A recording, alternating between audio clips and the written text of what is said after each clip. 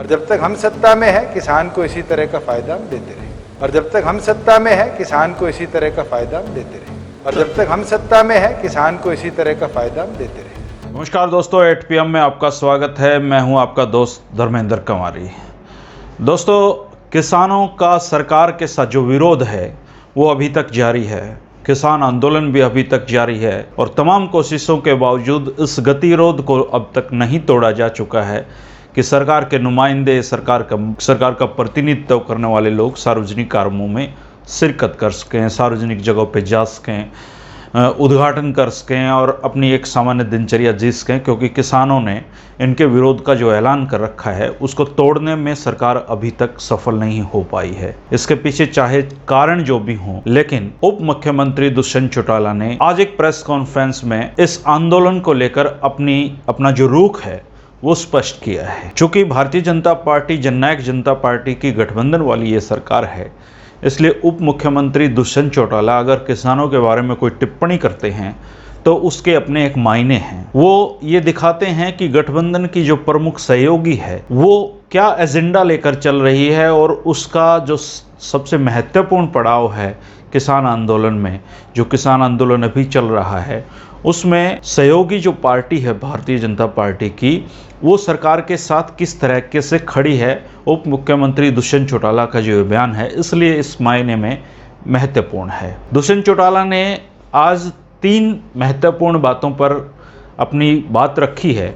उन 3 बातों को एक बार मैं आपको सुनवाता हूं, उसके बाद हम ये डिस्कस करेंगे कि आखिर दुष्यंत चौटाला जी इन बातों को कहकर क्या मैसेज एक देना चाहते हैं और इस बात के क्या मायने हैं। एक चीज बोल सकता हूँ, पिछले 4-5 महीनों से किसान की मांग पे आंदोलन बचा है। आप खुद उठाकर देखो, आप पत्रकार हैं सारे, मैं तो आपके माध्यम से भी देखता हूँ कि अब आंदोलन किसान की मांग का नहीं बचा। किसान की मांग क्या थी, उसकी मंडी चलती रहे, वो हमने चलाई और बहुत बेहतरीन तरीके से चली। किसान की मांग थी कि फसल MSP पर बिके, एक दाना गेहूं का खरीदा गया और सरसों मंडी में नहीं आई, सूरजमुखी मंडी में नहीं आई, दाल मंडी में नहीं आई। 6 क्रॉप्स हमने MSP पर परचेज करने का फैसला लिया। किसान की तीसरी मांग थी कि उसकी जमीन को हथियाया ना जाए। अब तक प्रदेश में एक ऐसा केस हमें सुनने को नहीं मिला। अब तो आंदोलन ये रह गया कि कैसे सरकार का विरोध किया जाए, JJP और BJP का विरोध किया जाए। और मुझे लगता है अब इस आंदोलन का फेस वो किसान संगठन नहीं बचे, अब इनका फेस कहीं ना कहीं राजनीतिक लोग बन चुके हैं, जो आगे कोई जिला परिषद लड़ना चाहता है, कोई सरपंची लड़ना चाहता है, या कोई अपनी पार्टी बनाना चाहता है, या कोई किसी पार्टी का सपोर्ट करना चाहता है, वो बनकर रह गया। किसानी का मैं भी समर्थन कर, मैं भी किसान हूँ और इसीलिए मजबूती के साथ मैं पहले दिन कहता था MSP खत्म नहीं हो, MSP चालू रहेगी। और मैं तो आज भी कहता हूँ, आज अगर जीरी का भाव 60 रुपये बढ़ा है, MSP 62 रुपये, तो उसका लाभ किसको मिलेगा? 400 करोड़ रुपए एडिशनल अगर हरियाणा के खाते में आएगा प्रोक्योरमेंट में, तो उसका फायदा किसान को मिलेगा और किसान को यही फायदा देना हमारा लक्ष्य है। और जब तक हम सत्ता में है किसान को इसी तरह का फायदा हम देते रहेंगे। दोस्तों, आपने दुष्यंत चौटाला जी को सुना है। दुष्यंत चौटाला जी का कहना है कि किसानों की ये मांग थी कि MSP पर दाना दाना खरीदा जाए। उन्होंने कहा है कि गेहूं को सरकार ने खरीदा है, सूरजमुखी, सरसों वगैरह फसलें आई ही नहीं क्योंकि बाहर बाज़ार में अच्छे दाम मिल रहे थे। तो किसानों की ये जो मांग है ये तो ऑलरेडी पूरी हो चुकी है। इसके अलावा उन्होंने कहा है कि ऐसे अंदेशे जताए जा रहे थे कि लोगों की ज़मीनें हथिया ली जाएंगी। तो दुष्यंत चौटाला का ये कहना है कि ज़मीनें भी नहीं हथियाई गई हैं, कोई ऐसा केस भी सामने नहीं आया है। किसानों की एक प्रमुख मांग थी कि मंडियाँ चलाई जाएँ, सरकार ने मंडियाँ चलाई हैं और इतना ही नहीं, दुष्यंत चौटाला का कहना है कि मंडियाँ बहुत बेहतरीन ढंग से चलाई हैं। तो ये मांग भी किसानों की पूरी हो चुकी हैं। तो इसके बाद दुष्यंत चौटाला जी का ये कहना है कि अब ये जो आंदोलन है पिछले 4-5 महीनों से, ये किसान आंदोलन रहा ही नहीं है, ये तो एक राजनीतिक लोगों का आंदोलन बन गया है, जिसमें शामिल लोग, कोई सरपंच का चुनाव लड़ना चाहता है, कोई जिला परिषद का चुनाव लड़ना चाहता है, कोई पार्टी बनाना चाहता है, कोई किसी के साथ पार्टी से जुड़ा हुआ है। तो एकाएक इस बीच में जब सब कुछ मुख्यमंत्री मनोहर लाल जी भी फूक कर जिस मुद्दे पर कदम रख रहे हैं, उस मुद्दे पर एकदम से दुष्यंत चौटाला जी का ये इस तरह का अपना पक्ष रखना, ये एक विशेष रणनीति के तहत है दोस्तों।